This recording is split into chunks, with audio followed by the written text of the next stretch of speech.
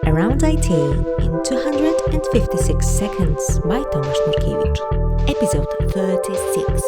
Microservices. Microservices are contrasted to a monolith, single, large application that implement the whole system. Typically hard to understand, develop, test, and deploy. Monoliths tend to become a big ball of mud, with each component referencing every other.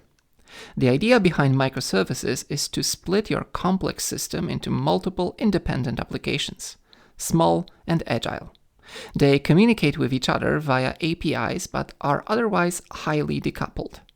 The independence and decoupling has many aspects: deployment, languages and frameworks, storage, organization. Most importantly, each microservice should be self-sufficient to a reasonable degree. Let's discuss what it means and how often these aspects are violated. It should be possible to deploy each service independently. This means the implementation cycle of each service does not depend on the deployment of other services. Services can be very quickly deployed and rolled back. The biggest mistake is when two services need to be deployed simultaneously, for example, due to a breaking API change. Either we need to make sure the API is backward compatible or merge these two services. Another advantage of microservice architecture is language and framework independence. Services typically talk to each other via blocking APIs like REST, or asynchronously via some message broker. This means that implementation behind the API should be irrelevant. C# or Haskell. As long as it can talk HTTP, we are good to go. In reality, organizations typically standardize on some rather fixed stack. Thanks to this, developers and knowledge is easily transferable. Also, teams can make changes to other teams' services with little effort. Last but not least, companies often build wrappers or helpers around existing frameworks. They typically add features specific to organization and their infrastructure. A different stack would require re-implementing that wrapper over and over again. Similarly, this architecture allows different storage engines behind each service. Some applications require strong transactional guarantees, while others need fast, eventually consistent stores.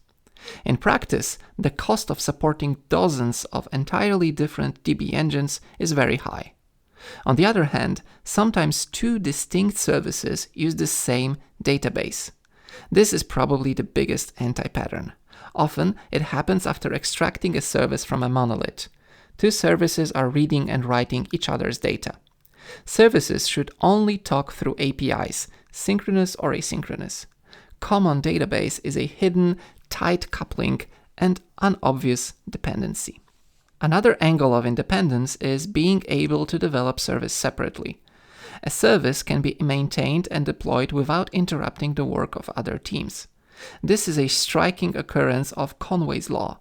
It gets even better if services are so independent that they can tolerate partial failures.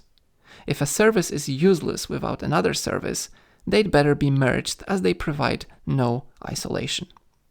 Microservices promise better scalability and improved modularization. In practice, they require certain practice in the long run. Fallacies of distributed computing have never been so important.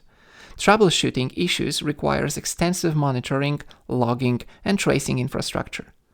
No wonder why some companies are actually merging their microservices back into a monolith. Well-structured and modularized monolith. That's it. Thanks for listening. Bye.